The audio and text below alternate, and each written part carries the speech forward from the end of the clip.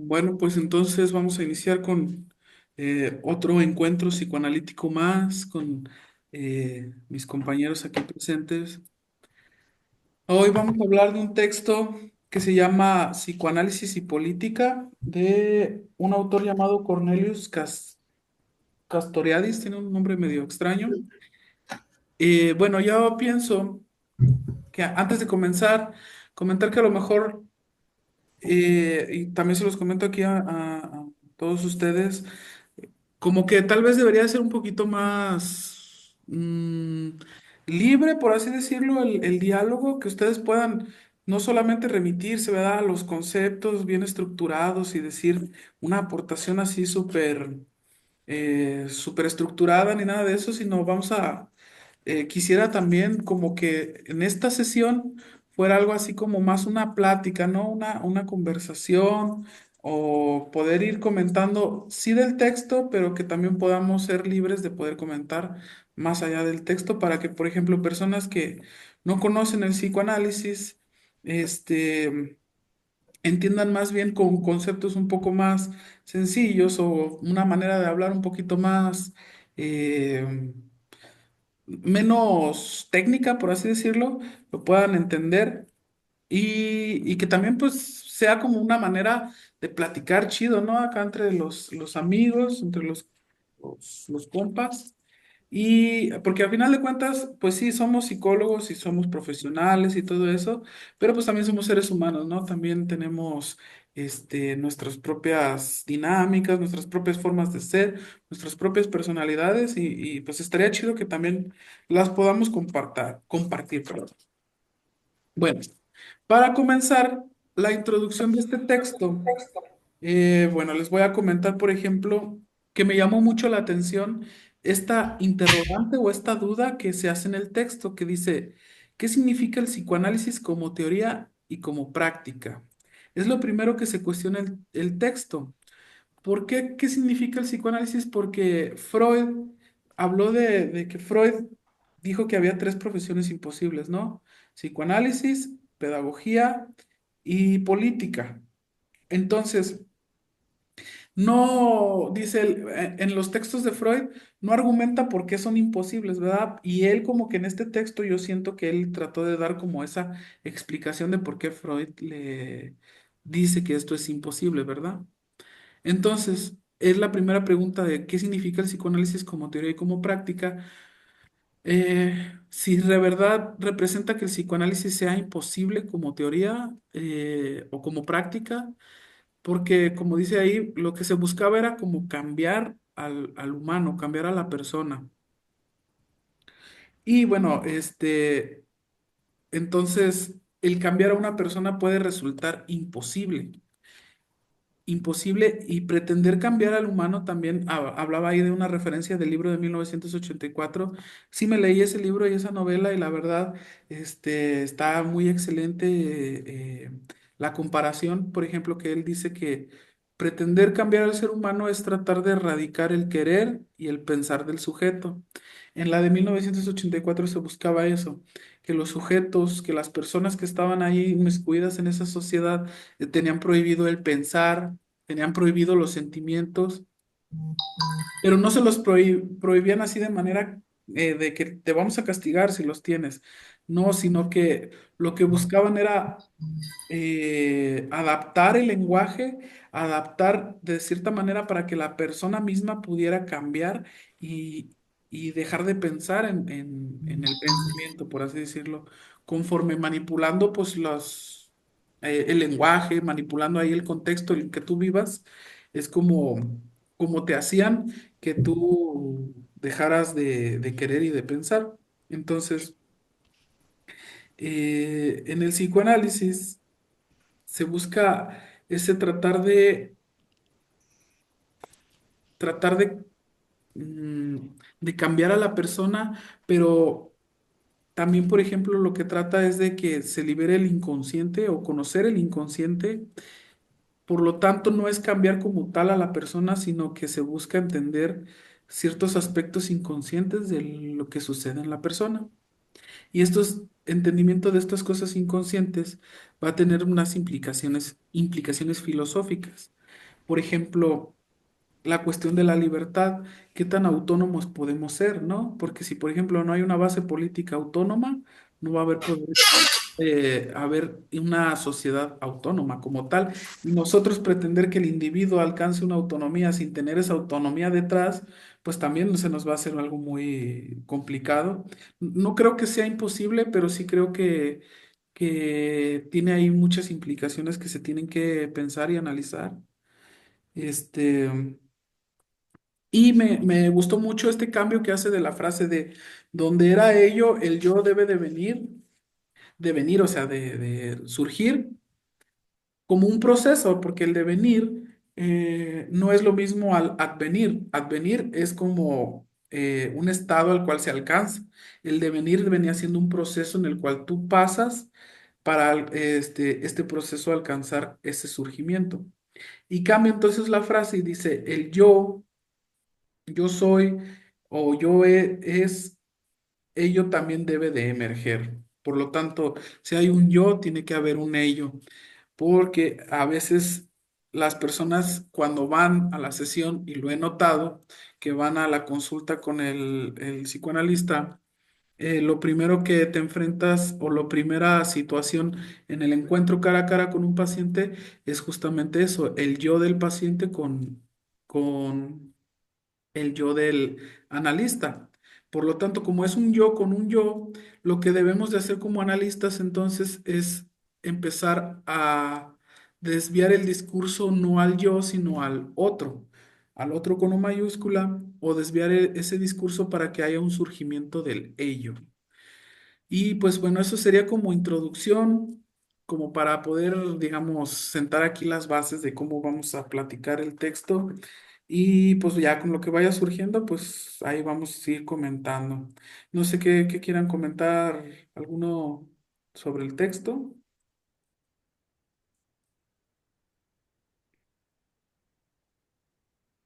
Sí, Alex.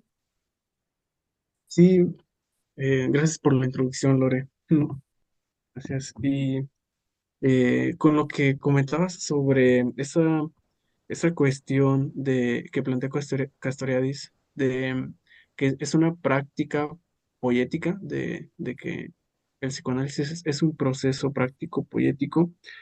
Yo, cuando nos compartiste el texto, bueno, la captura de ese fragmento, les compartí que me quedaba pensando en que sí, desde luego, implica una poética porque es una creación y pues una práctica, así como lo plantea Castoriadis, porque, eh, bueno, no me acuerdo exactamente sus palabras, pero es algo que hace un sujeto de manera lúcida, ¿no? A partir pues de su reflexión, de su pensamiento.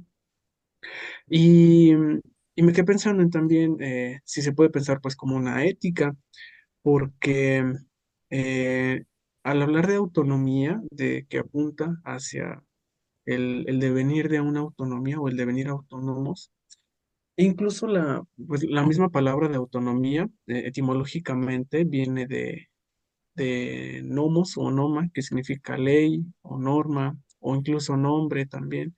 Y entonces es devenir como desde una ley propia, desde una normatividad, desde el normarse o desde el nombre propio, desde lo que es eh, el nombre propio, es decir, ese significante, el significante que socialmente se nos da a uno mismo, pero nosotros, ¿cómo lo apropiamos? ¿Cómo apropiamos ese significante, ¿no? Y eso me pone a pensar, pues, en un horizonte ético de, bien, pues, cómo mediante la autonomía llegar al fin de la autonomía eh, éticamente hablando. O sea, pues en nuestros ideales, en nuestros valores, en nuestras costumbres, en nuestros modos de ser, ¿no? Y nuestros modos de estar, en nuestros modos pues de hacer uso de la palabra y de hacer vínculo. Y como todo eso, pues puede estar, digamos, a partir de lo que aprendemos, de lo que la sociedad pues va haciendo con y en nosotros. Pero ¿cuál será la diferencia cuando uno atraviesa su análisis y entonces cómo va surgiendo un sujeto ético en análisis? cuáles serían pues esas implicaciones o esas diferencias, esas posibilidades. No pensaría o diría, pues es mejor el que está en análisis, sino pensando fuera de categorías como mejor o peor o bien o mal, sino cuáles son esas diferencias o esos modos distintos de ser un sujeto ético y devenir un sujeto ético, político, poético, desde la experiencia propia del análisis.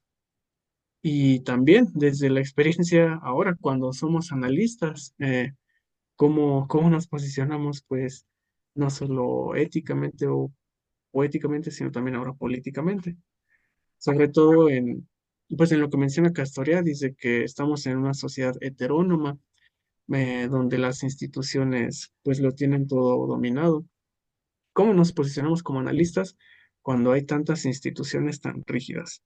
Y cuando está, pues, el imperativo bueno, diferentes imperativos, no sé, se me viene a la mente pues el imperativo de bienestar, de que tenemos que estar bien, de que los pacientes tienen que estar bien, de que hay que gozar o también de que hay que producir, etcétera.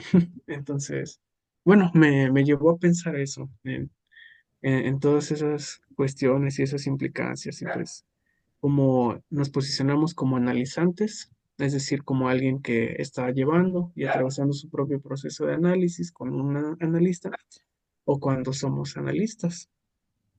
Y me quedé pensando en eso.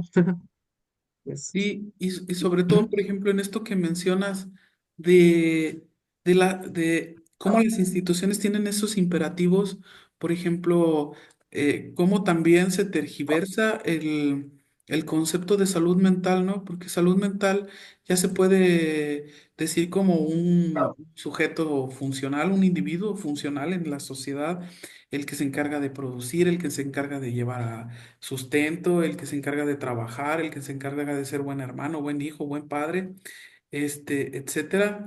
Todos esos imperativos son los que ahorita socialmente son los que están ahí y y se puede confundir la psicología como tratar de hacer a las personas con una salud mental, tratar de hacer a las personas funcionales para la sociedad. Pero, por ejemplo, Lacan mencionaba algo así como que la neurosis era justamente, consistía en eso, la neurosis era el tratar de tener ese reconocimiento social. eh, y justamente a veces el psicólogo puede fungir como más neurotizador que lo que se supone que debería de ayudar o debería de, más que ayudar, hacer entender o desarmar esa neurosis que puede llegar a tener el paciente. Lo puede, digamos, neurotizar aún más. Y pues sí, me parece bien interesante esto que mencionas de este imperativo, ¿no? Ay, ¿puedo mencionar algo rápido? Ujú. Ahora que mencionas lo de la salud mental, hace un tiempo vi unas publicaciones en Face y no sé, me atravesaron mucho, hablando de cosas que nos atraviesan. Eh, fueron publicaciones de dos mujeres, de dos chicas. eh, desde luego esto, digamos, pues es en voz anónima, en voces que están ahí perdidas y resonando pues en la red, en redes sociales. Pero hablando sobre esto de la salud mental, no, miren, una chica publicó: no quiero saber más de salud mental, solo quiero tener salud mental. ALV, ALV, ALV. Carita enojada. Y luego otra chica le comentó: entre más me hablan de salud mental, menos salud mental tengo. Ja, ja, ja. O sea, sí, justo eso que mencionas de cómo ahora este imperativo de la salud mental o tanto que se dice sobre la salud mental, sobre cómo es, sobre cómo alcanzarla, sobre si tenerla o no tenerla, pues sí, termina por neurotizarnos más, incluso pues hacernos sufrir también sobre ahora ese ideal que, que se debe alcanzar. Ujú. Y si te quieres ir un poquito más allá, también, por ejemplo, yo recuerdo que había personas que para no discutir, para no llevar a cabo una discusión acerca de un tema, te decían, no, no, no, ve, chécate a terapia o ve, chécate con el psicólogo, etcétera. Aquí no vengas a traer tus traumas, aquí no vengas a traer tus situaciones traumáticas, o etcétera.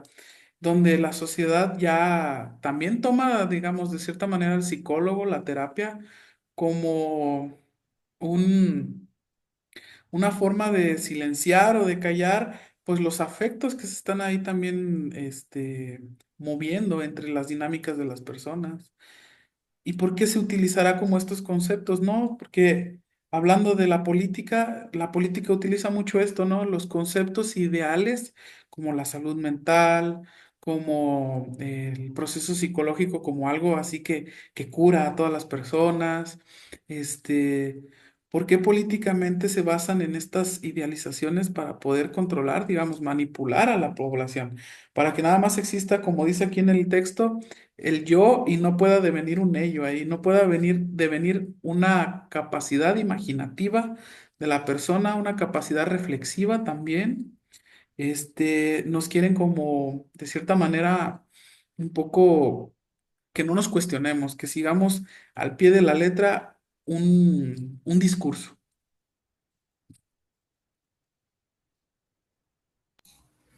Yo primero tenía una duda.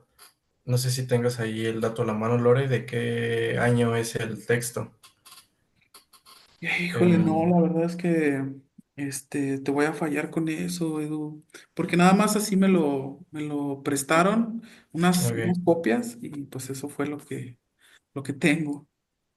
Sí, porque justo parece que toma mucho de base, o más bien totalmente de base la obra freudiana. Ujú, Y creo que muchas de las cosas se pueden pensar también desde la enseñanza lacaniana. Pero bueno, creo que ahorita va a ir surgiendo más de eso. Sobre esto de los imperativos, em, bueno, justo algo de lo que les decía, ¿no?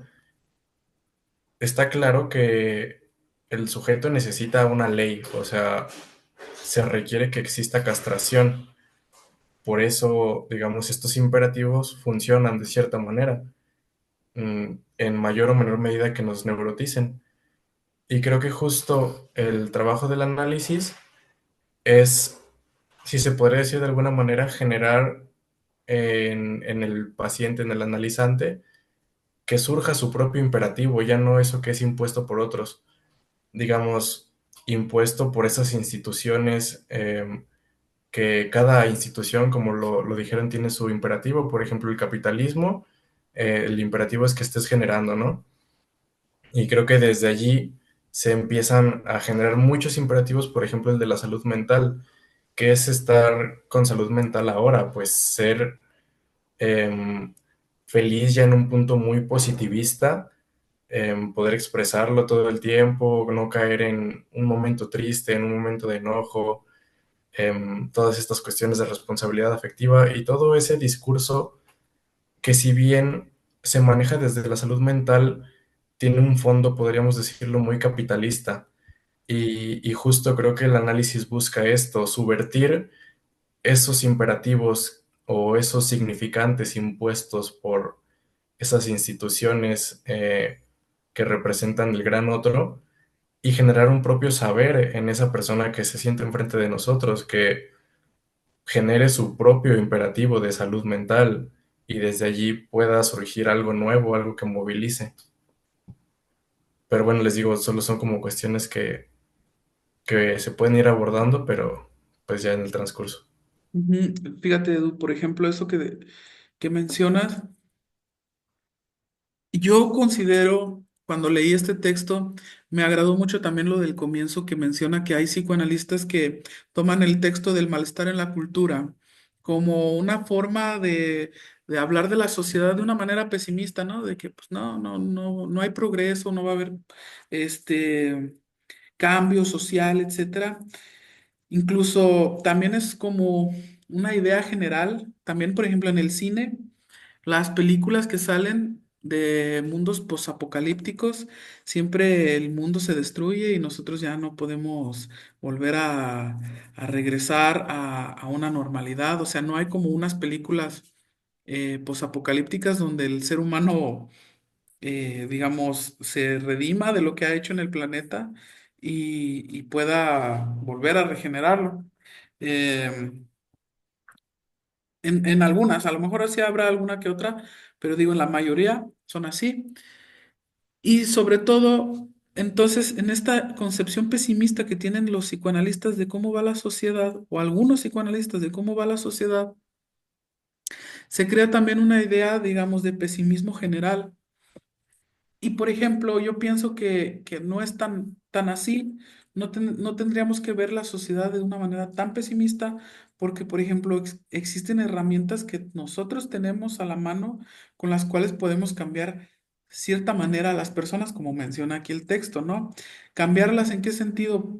Creo que el trabajo de un psicólogo, de un psicoanalista, es algo totalmente necesario en la sociedad porque es justamente el trabajo que está poniéndole oposición a las ideas o los imperativos que los que estamos hablando. Justamente, además de ponerles oposición, es ponerles un cuestionamiento general de la persona para volverlo como autónomo, reflexivo. ¿Sí, Debo?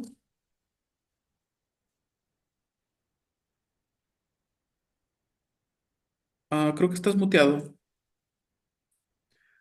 Ah, listo. Esto que mencionan es muy curioso el hecho de en un principio de como esta idea de, la salud mental, o sea, planteando una imagen, bueno, un concepto total de lo que es la salud mental, ¿sí? Que en cierto punto, si buscamos en definiciones, la salud es la ausencia, ¿no? De la enfermedad, ¿sí? Podríamos abordar este concepto desde ese punto muy, ¿cómo podríamos llamarlo? Muy definido o muy objetivo, ¿sí? Pero también se puede abordar desde otros puntos, desde otros campos, desde los campos filosóficos, ¿no? De qué es, ¿no? ¿Qué es la salud?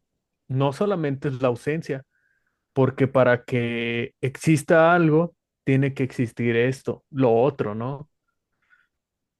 O sea, no puede existir uno sin el otro. Y, y es muy curioso como de lo que hablas del psicoanálisis, como esa idea del pesimismo. O sea, también, o sea, hay que tomar en cuenta de dónde viene la, pues en cierto punto, los orígenes del psicoanálisis, ¿no? Como que autores filosóficos toman, como desde un cierto punto, el pesimismo, el nihilismo, ¿sí? Ujú, ¿Por qué?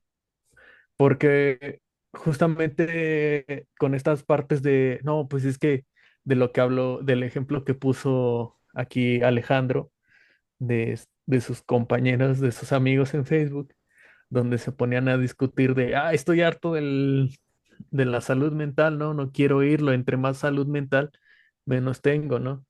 Es muy curioso cómo esta idea muy platónica, porque también, o sea, el, esta parte de las normas y el gobierno es una idea muy platónica, muy también muy utópica, um, en el hecho de cómo debe bueno, cómo debemos de comportarnos, qué normas seguir y todo esto, ¿no? Al pie de la letra, ¿sí? Así como la salud mental, o sea, nos plantean una idea muy utópica de lo que es la salud mental, ¿no?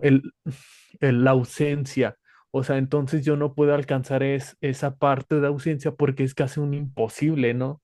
¿Cómo voy a ser yo, persona humana, ausente de malestar, ¿no? Ausente de alguna enfermedad? No estoy hablando física, sino de otro sentido, en el sentido psíquico, ¿no? En el sentido tal vez patológico en la psicología, ¿no? Y bueno, con esto que estoy mencionando, es curioso cómo también nosotros en psicoanálisis, cómo tomamos esta parte de estos planteamientos, ¿no? Filosóficos para nosotros mencionar qué es la salud, ¿no? Porque bueno, aquí lo que hemos estudiado no nos dice que para que un paciente esté bien sea que esté ausente, ¿no? Sino más bien se plantea que justamente aquí en el texto me parece interesante, como lo menciona, ¿no? Que, que en bueno, en el proceso analítico, en cierto punto, bueno, son interesantes los aspectos, que es como la posición horizontal, sesiones fijas, etcétera. No son medios, sino condiciones que nos permiten a su despliegue. Igual otro punto importante es como mencionan que de esto que habías mencionado antes del ello y del yo, ¿no? Que menciona el eliminar o conquistar el ello que debe de ser eliminado, conquistado por el yo, sí. O yo soy, es ello, también debe de emerger, ¿no? Y luego se menciona que en esta parte del psicoanálisis no debe eliminar una de otra, sino alterar la relación entre ellas. Ujú. O sea, me parece curioso esta parte y muy interesante y muy acertada en cierto punto, que no tiene que una ser subyugada por la otra, sino más bien que deben de estar en constante interacción. O sea, para interactuar con una hay que interactuar con la otra para que surja una alteración, ¿sí? No, no quiere decir que una sea buena y la otra sea mala, que una tenga que estar ausente, sino más bien que deben de estar las dos en una posición pues para que algo tenga que surgir, algo tenga que moverse, ¿no? Aquí como lo que hemos visto en psicoanálisis, no hablamos como de, tiene que eliminar esto, al- alguna conducta o alguna situación, ¿no? O curarse, sino hablamos de, en cierto punto, movilizar, que algo tiene que movilizar la persona, algo tiene que moverse en cierta situación. Ujú.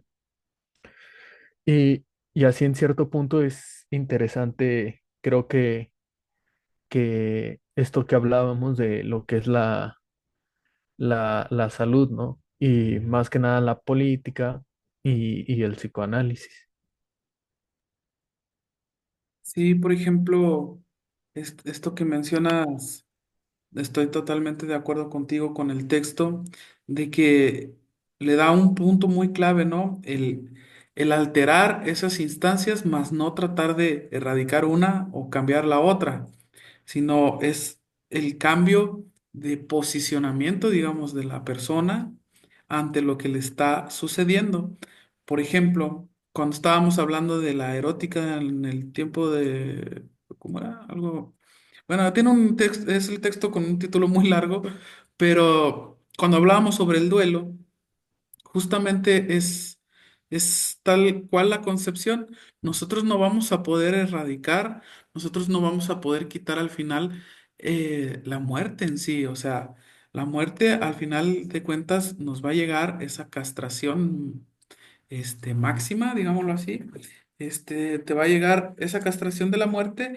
Simplemente lo único que se trata de hacer en el análisis es alterar esa forma en cómo tú estás concibiendo ese final, por así decirlo, o ese duelo que vas a pasar o atravesar. Porque al final de cuentas, dijimos que Jana Lush había dicho que esa es la definición como de salud mental o algo así, ¿no? Que era lo de pasar a otra cosa.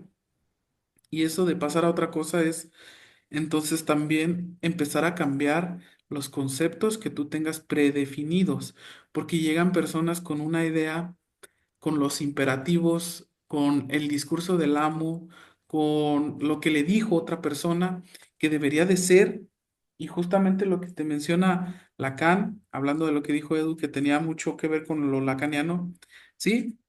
Porque esos discursos que vienen predefinidos, lo que mencionaba Lacan es que en la metonimia del lenguaje se va a ir cambiando, y eso que te dijeron, ese dicho o eso que resonó en tu cuerpo, ese dicho, no es precisamente que venga de alguien o de algo, sino que no se sabe muy bien de dónde surge. Por ejemplo, eso de hay que tener salud mental en la sociedad. ¿De dónde surge? Pues no sé, alguien dijo que eso era muy importante, y todo el mundo repitió esa misma situación y ya, pero no significa que sea la verdad absoluta, ¿no? O sea, estamos dándole el sujeto supuesto saber a las personas cuando no debería de ser el sujeto supuesto saber, sino es el sujeto supuesto del saber. O sea, le atribuimos un saber a una persona para hacernos entender a nosotros mismos, pero eso es lo que nos ayuda a comprender de cierta manera. Sin embargo, no significa que haya personas que tengan el saber. El saber está allá afuera, simplemente uno lo está construyendo en base al vínculo, en base al diálogo, en base a la interacción. Porque también, por ejemplo, hablando de lo pedagógico, em, un alumno no va a entender si solamente le estás dando información por dársela. El alumno aprende si interactúas con él, si te vinculas con él, si haces preguntas con él y él también te interacciona a lo que tú estás diciendo.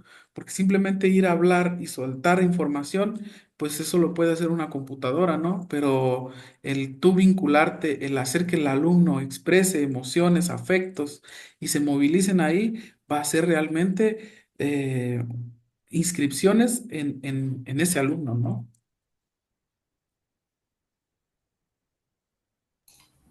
Sí, justo era a lo que quería llegar también cuando hablé de lo lacaniano, a los discursos, porque creo que también en la sociedad actual en la que vivimos, em, muchos, o digamos, pues sí, la gran mayoría se quieren colocar desde un discurso amo, desde ese que dicta qué se va a hacer y cómo se va a hacer para llegar a tu felicidad. Por ejemplo, los coaches, o ya ni siquiera tengo que mencionar coaches, los mismos psicólogos, muchas veces están en esa posición de yo tengo el saber y además el otro me adjudica ese saber, entonces estoy en esa posición de amo de decir qué necesitas. Y creo que también es en parte aprovecharse mucho de la insatisfacción, pues, inherente al sujeto, ¿no? Justo lo que decía Cristian, esa insatisfacción, esa falta, y también como lo mencionaste tú, Lore, o sea, a final de cuentas, el posicionamiento frente a la muerte es el posicionamiento frente a la castración y por lo tanto frente a la falta. Es cuestionarnos y generar un saber sobre nuestra propia falta que sea menos angustiante que eso que se genera. Entonces sí, creo que en resumen, pues lo más importante para la práctica analítica actual es desprenderse de ese discurso amo de si en todos lados, en todas las redes sociales, está imperando ese gran otro con ese discurso amo, ¿por qué en un espacio de análisis también empieza a haber gente que quiere como transmitir esa idea de un amo que sabe que sufres, que te falta, y cómo, digamos, en cierta manera completar eso, ¿no? O más bien, pues en espacios terapéuticos está surgiendo mucho, entonces creo que es importante como voltear a ver eso, pues ya también desde la parte que hablaba aquí, desde lo político, para comprender por qué la sociedad está así, por qué no podemos ser sujetos, digamos, libres que generen su propio conocimiento, pues porque en todos los espacios está imperando ese discurso amo que impone cosas y que de cierta manera es muy cómodo para los sujetos que les quita esa capacidad de cuestionarse a sí mismos.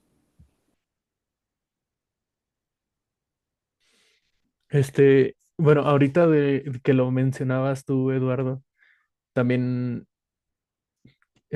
creo que haciendo un poquito de aporte, hablamos mucho sobre estas posiciones, ¿no? Sobre qué posicionamiento.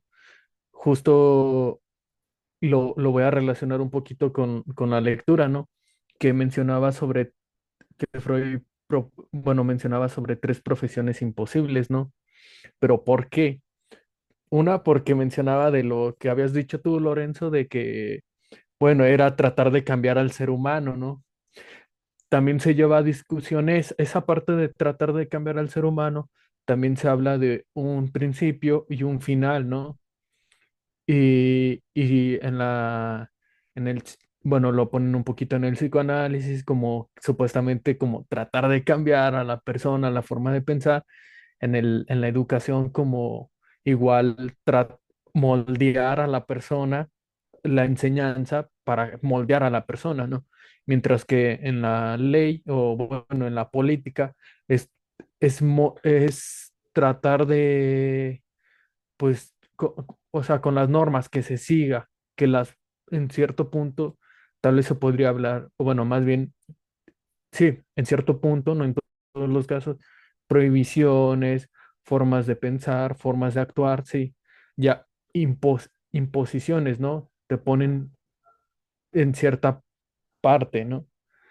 Está curioso estas tres partes porque hablaban de un principio y un final, porque nunca se sabía dónde se empezaba una situación y dónde se terminaba, como lo que es la educación, dónde empezamos nosotros a conocer y hasta cuándo terminamos, ¿no? De conocer o de dónde empieza la enseñanza en nuestra vida hasta cuándo termina. O sea, no hay ni un principio ni un final para eso. Igual un poquito en relación justamente estas tres situaciones, porque se mencionaba Totem y Tabú. Mm, también hablamos mucho de la ley, ¿no? En el sentido de castración y toda esta situación. También, o sea, no que esto de Eduardo que mencionaba de la muerte, ¿no? Que es en cierto punto la castración. Desde que nacemos estamos en esa lucha, ¿no? Ya saliéndome un poquito de psicoanálisis, creo que planteándome una idea un poquito más vaga, desde que nacemos estamos en esa lucha, ¿no? De sobrevivir ante la muerte, ¿no? O sea, todo el mundo nos muestra una forma de castración, o sea, si muchas situaciones nos ponen en esa posición y al igual que también la enseñanza, ¿no? No hay ni un lugar objetivo donde nosotros empecemos a aprender, sino desde que nacemos empezamos a aprender sobre todo, inconscientemente, todo, para sobrevivir, para enfrentarnos, ¿no? A todo este mundo que está muy curioso, toda esta situación. Igual creo que ya lo mencioné de lo de bueno, Eduardo, de la castración con justamente la política, ¿no? Lo podríamos relacionar. Yo creo que por eso mismo hace Freud esta parte de las tres profesiones imposibles, ¿no? Como una situación donde dónde empieza, dónde termina, porque no hay ni un inicio ni un final. O sea, siempre vamos a estar en esta constante, en este presente, de estar haciendo, actuando, en cierto punto, pues trabajando, ¿no? Con el devenir, con lo que está pasando, con lo que está ocurriendo, y no con esta idea que hablaba yo platónica, ¿no? De llegar a un fin así muy idealizado. Y ojo, por ejemplo, esto que dice Debo, esto que menciona Eduardo de la castración, de los discursos, de lo imperativo en la sociedad, también hay que ver, por ejemplo, cómo nos relacionamos con esa castración, porque, bueno, hace un momento estaba viendo un video de YouTube donde mencionaban, por ejemplo, cómo se puede manipular a una persona por base del autodesprecio, ¿no? El autodesprecio de las personas que tienen como, por ejemplo, una tipo autoestima baja o una idea, una concepción mala de ellos mismos, y cómo puedes utilizar eso para manipularlos. Por ejemplo, decía que si colocas títulos donde insultes a la persona, usualmente son más los usuarios que van y ven ese contenido. Como por ejemplo, ¿quieres dejar de ser un pendejo inadaptado social? Bueno, entra a este video para darte tres consejos para que dejes de ser idiota. O sea, cosas de ese estilo. Entonces, las personas más clicaban ese video. ¿Por qué? Porque el imperativo del autodesprecio, el saber que tú tienes un autodesprecio propio, te va a hacer que trates de redimirte, porque tenemos esta idea de redención, ¿no? De autodespreciarme a mí mismo para poder lograr hacer otra cosa, como el de, bueno, no tienes pareja, estás solo, vente aquí al gimnasio y construye tu cuerpo para que puedas obtener aquí la pareja que tú quieras. Este, y se basan en eso, en hacerte sentir mal con una cosa, decirte algo negativo de tu persona para poder ayudarte con algo, para redimirte, para que ya vuelvas a ser una persona, digamos, funcional, ¿no? O sea, una persona que ha logrado algo, que tuvo un logro. Entonces, y la sociedad se basa en eso, de darte esos pequeños o decirte esos pequeños logros en base a eso, al autodesprecio. Muchas personas han caído en eso, entonces también la forma en cómo tú te relacionas con esa castración va a implicar mucho cómo tú también te relacionas con las demás personas. ¿Qué es lo que te llama la atención? Decir, vamos a hacer un curso para que dejen las personas de ser ignorantes y entonces empiecen a leer un poco más de psicoanálisis para que se cultiven, a veces puede llegar más a las personas que decirles, mira, el psicoanálisis te va a ayudar, te va a apoyar en esto, te va a hacer esto. Necesitas que generarles esa idea de autodesprecio para que no se sientan tampoco estafados con lo que les vayas tú a ofrecer, por así decirlo. Entonces, eh, me pareció interesante este video, me pareció interesante cómo se menciona esto, porque actualmente siento yo que se juega mucho con esta idea, ¿no? Con estas ideas de primero decirte algo negativo de tu persona para luego ofrecerte la redención de alguna otra manera. No sé qué opinen ustedes al respecto. Sí, justo, ¿no? Creo que em, esto del autodesprecio que dices es señalar la falta del otro de una manera grotesca. Es tal cual pues tú eres un idiota, ¿no? Y creo que ahí es donde hablo del discurso amo. Justo se aprovecha de la falta de esa persona que le llama la atención y te dice, yo tengo eso, o yo sé cómo cambiar eso que te falta. Por ejemplo, tomando lo del gimnasio, em, es un discurso amo que se quiere aprovechar de esa persona, ¿no? Que en ese sujeto sigue habiendo una demanda. Como tú lo planteaste, ¿cuál es la demanda? Pues, digamos, la demanda consciente, el tener pareja, ¿no? El querer cambiar físicamente para tener una pareja. Pero pues la demanda igual va mucho más allá. Una pareja es alguien que me mire y a la vez ser mirado es ser reconocido, no sé, también estas cuestiones como de la autoimagen, no desde el término psicológico, sino más desde el análisis, la imagen inconsciente. Y creo que ya ahí se empiezan a desplegar ciertas ideas que, digamos, eh, hay un libro de Rudinesco donde dice que el último lugar al que acude una persona es al psicoanálisis, ¿no? Justo, ¿por qué? Porque pues antes están estas formas más inmediatas que van más con la sociedad actual, más positivistas. Por ejemplo, el gimnasio. Ah, pues me meto al gimnasio, construyo mi cuerpo de cierta manera y voy a obtener eso, ¿no?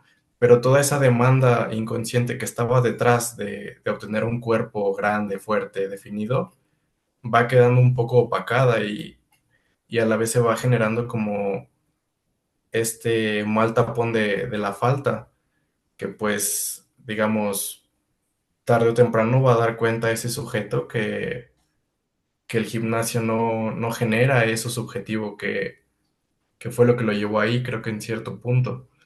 Y exactamente, perdón que te interrumpa, pero por ejemplo, como somos sujetos en falta y siempre vamos a estar en falta, por ejemplo, ese discurso se vuelve cíclico, el autodesprecio, por ejemplo, eso de, ya construiste tus músculos y todo eso, bueno, ahora entrena la cara y vente aquí a este cirujano plástico para que te haga una perfección en la cara porque ahora eres un feo. O sea, estás mamado, pero estás feo.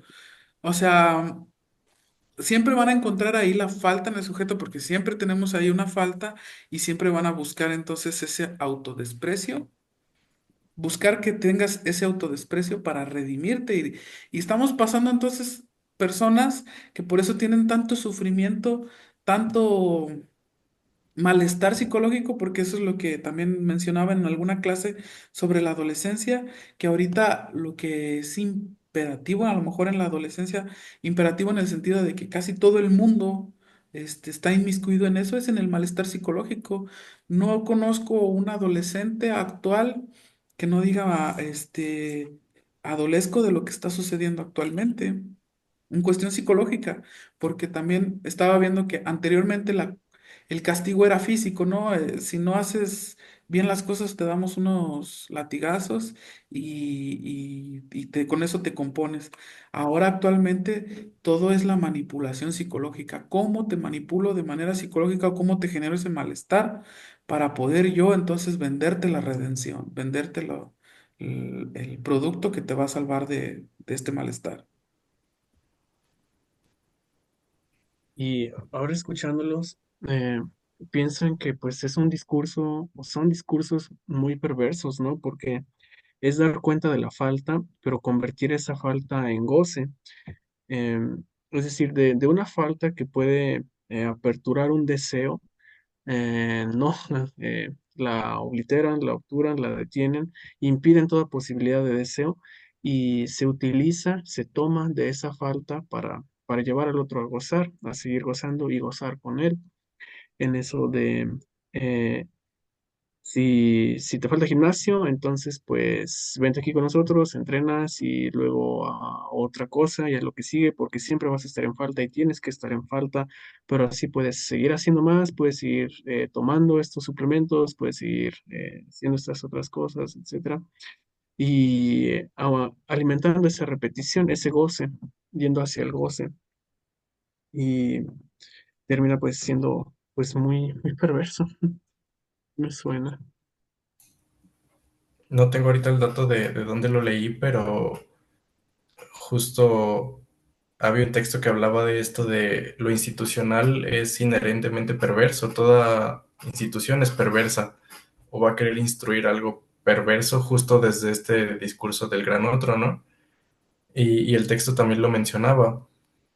¿Qué seríamos sin nuestra insatisfacción, sin nuestra falta? Ya no seríamos humanos y sería en último término insoportable. Entonces sí, justo creo que este posicionamiento frente a la falta es esencial para que pueda surgir, digamos, cierta libertad. Aquí puedo hablar de una conferencia a la que fui de Eli Morales. Él empezó hablando del amor del super yo, el seguir nuestro propio deseo, entre comillas, porque sabemos que el deseo tiene tintes inconscientes, el seguir eso que deseamos, que queremos, tiene por consecuencia perder en parte el amor del super yo, ya no hacer caso a eso que me dicta mi propia ley internalizada de otros, em, eso que está muy subjetivamente arraigado en mí para desprenderme de eso y seguir lo propio, ¿no? La cuestión es que allí deviene toda la culpa, como diría Lacan en el Seminario 7. Al seguir el deseo deviene toda esta culpa de ese super yo que empieza a castigar, ¿no? Porque te estás desprendiendo de mi discurso de gran otro, de mi discurso de esta ley que yo te propongo. Y Eli justo decía que en el psicoanálisis tal cual no se aborda el concepto de libertad, pero lo más cercano que podemos conocer es seguir nuestro propio deseo. Y creo que aquí agregaría cuestiones, por ejemplo, seguir el deseo de nuevo, conociendo que no se puede seguir completamente y acatando un cierto principio de realidad, que claro, ya lo dije anteriormente, ocupamos castración, la castración es necesaria. Y el principio de realidad es eso, no todos mis deseos van a poder ser satisfechos, pero sí puedo encontrar ese equilibrio entre seguir lo que deseo procurando al otro. ¿Por qué procurando al otro? Pues porque somos seres sociales a final de cuentas. Y, y este ser social implica que necesitamos de ese otro. Y creo que yo estoy un poco peleado con la política justo por esta parte, o sea, no creo como en esto de, en esta idea muy utópica que creo que también por allí va lo de la imposibilidad. Incluso el texto menciona, de las tres la más imposible es la política, porque es como generar una utopía donde todos vamos a ser o vamos a tener este pensamiento reflexivo, analítico, y vamos a tener el mismo poder para hacer democracia y para construir una sociedad, no me acuerdo cómo lo dice tal cual, creo que es una sociedad autónoma. Pues eso, la realidad es que es muy utópico porque también cuesta mucho desprenderse de ese super yo, de ese discurso amo, de ese gran otro. Y era lo que decía, es más fácil para muchas personas, o más cómodo, no sé cómo lo quieran ver, el seguir con ese síntoma, con ese goce de eso que, por ejemplo, demanda el capitalismo de construye tu cuerpo, construye dinero, construye tal cosa. Y como ese taponer la falta puede ser más cómodo que realmente generar un propio saber.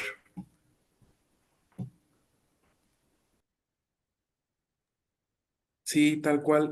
Y también, por ejemplo, me quedo pensando en que es tan imposible esto de la política, como mencionas, de generar una sociedad reflexiva, porque recuerdo mucho también, creo que lo vi en alguna película de Gandhi o en no, algo lo leí de Gandhi, que decía que cómo vas a ir a hablar de política, cómo vas a ir a hablar de filosofía, cómo vas a ir a hablar de psicoanálisis a una persona que tiene hambre, ¿no? O sea, si la política no puede resolver los problemas de hambre en el mundo, que hay una parte del mundo que se está muriendo por sobrepeso y hay otra parte del mundo que se está muriendo por desnutrición, esas desigualdades todavía no se pueden resolver. ¿Cómo piensas generar personas reflexivas que entonces empiecen a cuestionarse los discursos y todo eso?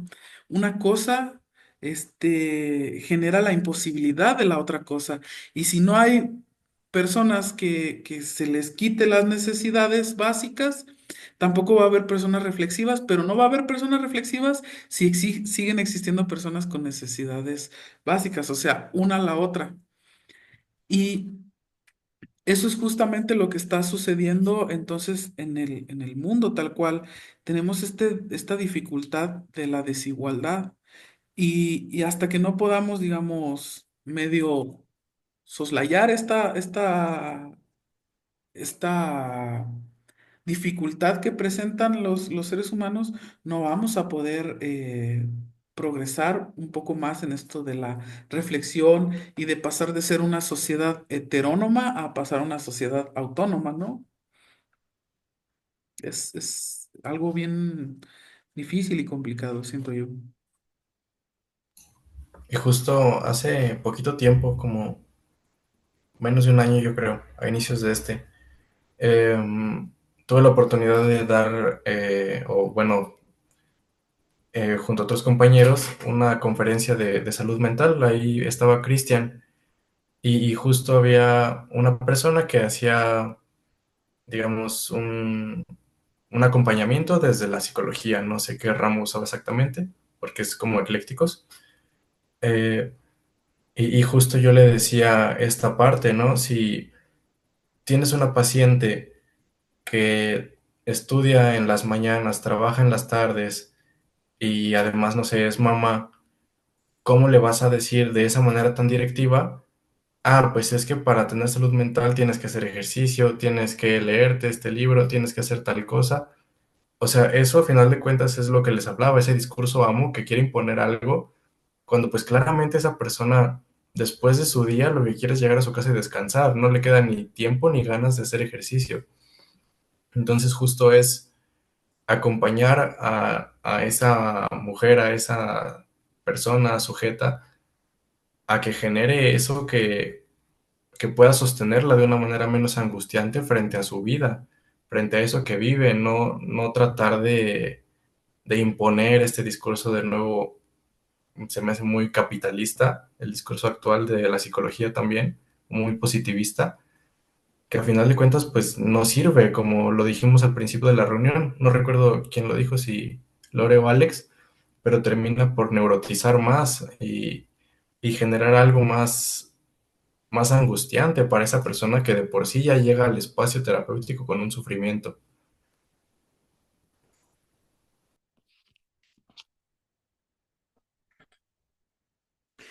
Este, bueno, es, es, es sobre un aporte de lo que han estado hablando. Eh, bueno, es, es un poquito, creo que con, con muchas cosas lo que va a mencionar. Yo creo que de lo que hemos estado hablando en situación de cuál es la posición, de que si es más cómodo bueno, que en cierto punto seguir las normas o no generar nuestro saber. Es muy interesante el hecho de cómo en cierto punto les mencionaba de que no hay un inicio ni un final para las situaciones. En la política también, como la política no hay un inicio ni un final, sino más bien estamos siempre impuestos en esa política, ¿no? Desde que nacemos. ¿En qué sentido estamos? Y pienso yo que en el sentido de que, pues ya, o sea, eh, desde antes de nacer nos ven ya como un sujeto, bueno, más bien como un ciudadano, ¿no? Un, y con ideas, ¿no? De cómo tiene que actuar un ciudadano desde chico, ¿no? Entramos a esta sociedad, cómo debemos de actuar, cómo debemos hacer todas esas situaciones, aunque no sean directamente dichas, sino más bien están implícitamente, ¿sí? O sea, es lo que hemos aprendido a lo largo de lo que hemos vivido y cómo todas estas imposiciones nos han hecho estar en esta posición, ¿sí? En este lugar o otras personas en ciertos lugares, ¿no? Mm, ¿Cómo hablaba Lorenzo de esta parte, ¿no? De Gandhi, de cómo vas a atraerle a una persona necesitada, con hambre, con sed, ¿sí? Con, bueno, careciente de, de, de, pues, objetos o necesidades, ¿no? Que pueda cubrir sus necesidades básicas. ¿Cómo les vas a hablar de psicología, de salud mental, de política, sí, de educación en cierto punto?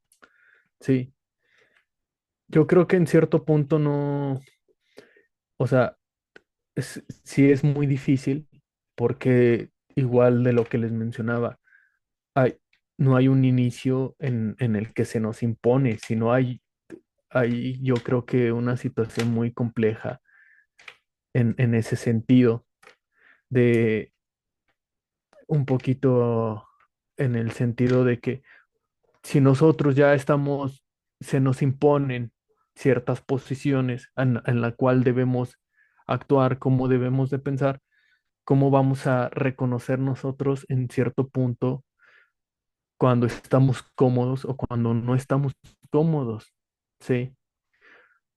Como, como esta parte de lo que mencionaba, digo, Eduardo, ¿no? Con el paciente de esta persona de hace esto, va al gimnasio, trabaja tal y tal, ¿sí?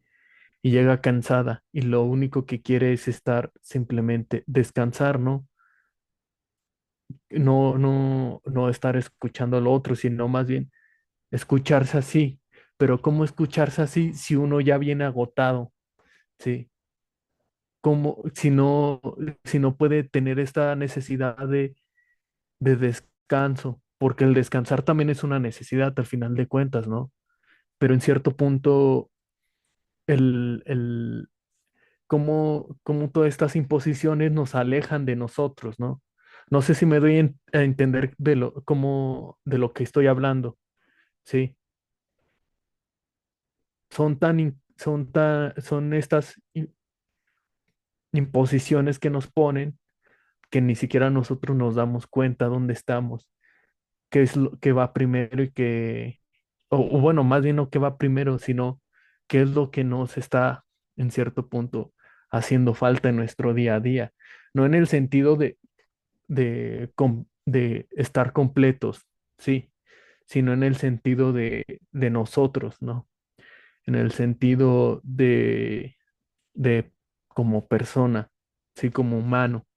Pues al final estamos trabajando, estamos tratando de cumplir ciertos estándares, ciertas ideas, ciertas cosas o hasta ideas o, o no deseos en el sentido de psicoanálisis, sí, sino en el sentido más coloquial. Si deseamos tener una figura, sí, tratar de, de completar, ¿no? Una idea que nosotros queremos de nuestra imagen, ¿no? Sí, y si nos alejamos, al final nos estamos alejando de nosotros y no tenemos ese pensamiento, ¿no? Ese, esa parte, creo que del psicoanálisis donde uno en cierto punto nos escuchamos, pensamos en nosotros, no, sí, que pensamos en nosotros, ¿no? Si nos estamos alejando. ¿Por qué? Porque no estamos cumpliendo otras partes, la necesidad está colocada en esto de descansar, quiero descansar, no quiero estar escuchando cómo debo de hacer, cómo actuar, pero tampoco hay un punto en el que yo pueda estar yo escuchándome a mí si no cumplo con esta necesidad de descansar, ¿no? No sé si me di a entender con todo esto que acabo de decir.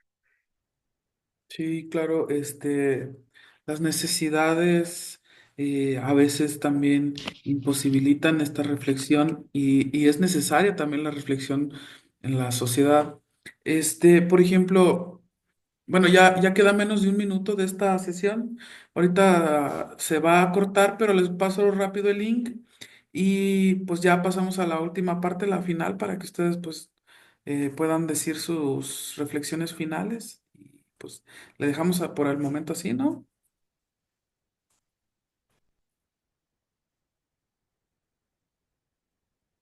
Va que va, entonces,